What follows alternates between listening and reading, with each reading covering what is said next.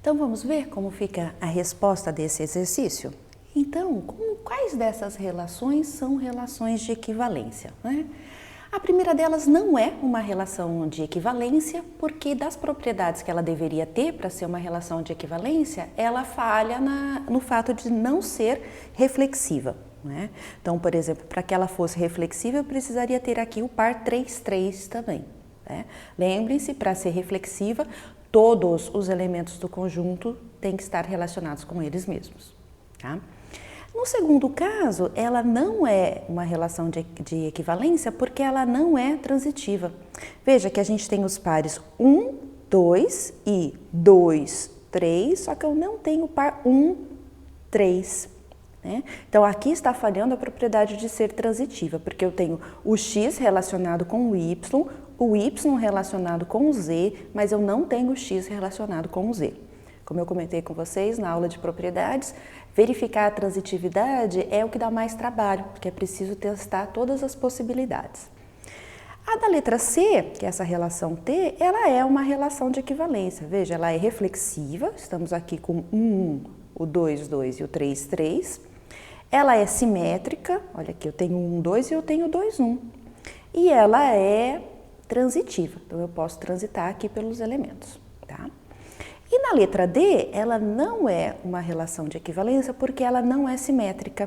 Nós temos o par 1, 2, mas nós não temos o par 2, 1, tá? Entre outros, né? Nós temos também o 2, 3, mas não temos o 3, 2. Nós temos o 1, 3, mas não temos o 3, 1, tá? Então, ela falha aqui na propriedade de ser simétrica, tá?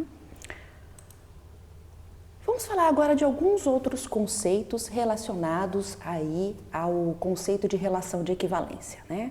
Então, seja R uma relação de equivalência definida em um conjunto A e seja esse Azinho um elemento de A.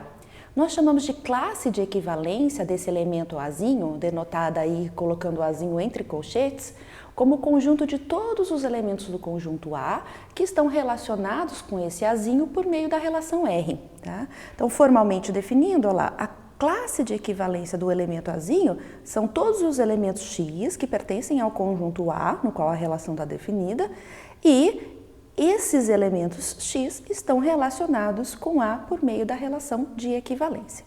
Então, a classe de equivalência ela faz um agrupamento dos elementos, né? Como aqui a ilustração dos novelos é a ideia de agrupar por cores, não é? Você tem aqui as classes de equivalência dos elementos, tá? Então, as classes de equivalência são conjuntos de elementos relacionados uns com os outros. Então, qualquer elemento B que pertence à classe de equivalência do elemento A é representante dessa classe de equivalência, certo? Então, por exemplo, se eu tiver um conjunto dos alunos dessa turma, lá por meio relacionados por meio da relação de que sentam na mesma fileira, então eu vou dizer que, bem, se o João senta na mesma, se o João, o Carlos, o José, a Judite, o Theo sentam-se todos na terceira fila, né, na terceira fileira, então significa que a classe do João é uma classe de equivalência que vai conter, olha lá, a classe do João é uma classe de equivalência que contém o João, ele senta na mesma fileira que ele, né? E todos os outros que sentam na mesma fileira que ele. E veja que qualquer elemento aqui da classe de equivalência do João é um representativo, é um representante desta classe de equivalência, tá? Então, vamos ver outro exemplo aqui, ó. Considerando a relação de equivalência no conjunto dos naturais, que diz o seguinte, olha, dois elementos, né, dois números naturais, x e y, estão relacionados se a soma deles é um número par. Então, se eu somar x mais y, dá um número par. Qual seria a classe de equivalência do zero, então? O que eu estou querendo dizer aqui? Eu estou dizendo que nessa classe de equivalência, ela é um conjunto em que ela vai conter, então, no nosso caso, outros números naturais, né, porque a relação está definida no conjunto dos números naturais, de tal maneira que esses números naturais, somados com o zero, resultem num número par. Então, por exemplo, que número que a gente poderia ter nessa classe de equivalência do zero? O 2, né? Porque se eu somar o 2 com o zero, dá um número par, que é o próprio 2. Eu também poderia ter o 4, né? Se eu somar o 4 com o zero, também dá um número par, que é o 4, tá? Então já deu para a gente ter uma ideia de quem são esses elementos que estarão relacionados com zero, não é? Esse conjunto, então, vai ser o conjunto dos números naturais, pares, não é isso? Então, o conjunto, a classe de equivalência do elemento zero é o conjunto dos números pares. De modo semelhante, também não é difícil da gente perceber que a classe, então, de equivalência do 1 é o conjunto dos números ímpares, porque lá dentro da classe de equivalência do zero estarão todos os pares, e qualquer um daqueles elementos é representativo dessa classe de equivalência do zero. Então, o que restou, né? Se eu for dividir os meus naturais aí, o que restou, não é? Restaram, então, os meus elementos ímpares que estarão na classe de equivalência do 1.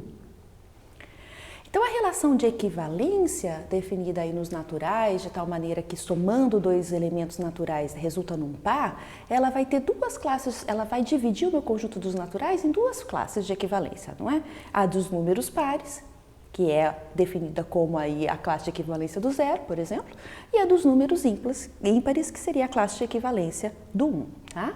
Então, as classes de equivalência, elas dividem o conjunto sobre o qual elas estão definidas. Toda classe contém elementos que estão relacionados uns com os outros, mas não com qualquer elemento que não esteja naquela classe. Então, dentro da classe dos números pares, teremos só pares. Dentro da classe dos números ímpares, teremos só ímpares. Não existe uma intersecção entre essas duas classes de equivalência. Tá? Então, se duas classes de equivalência têm um elemento em comum, elas são idênticas. Tá certo? Disso vem a noção de partição. Vocês vão ver que os conceitos agora, eles estão todos relacionados entre si. Né? A gente pode definir um em relação ao outro. Então, dado um conjunto não vazio A, a gente vai chamar de partição de A uma subdivisão desse conjunto A em conjuntos não vazios, disjuntos 2 a 2, que unidos resultam em A. Então, no nosso caso ali do exemplo anterior, nós tínhamos então que eu consigo fazer uma partição com pares e ímpares. Né? Então, eu tenho partição englobando essas duas classes de equivalência dos meus conjuntos naturais, os que são pares e os que são ímpares. E veja que a intersecção entre eles é vazia, por isso que eles são disjuntos 2 a 2. Outro conceito relacionado às classes de equivalência é o conceito de conjunto quociente, e é sobre ele que é o problema da aula de hoje. O que é um conjunto quociente, então? Ele vai ser uma coleção de todas as classes de equivalência dos elementos de A definidos aí por uma relação de equivalência a R.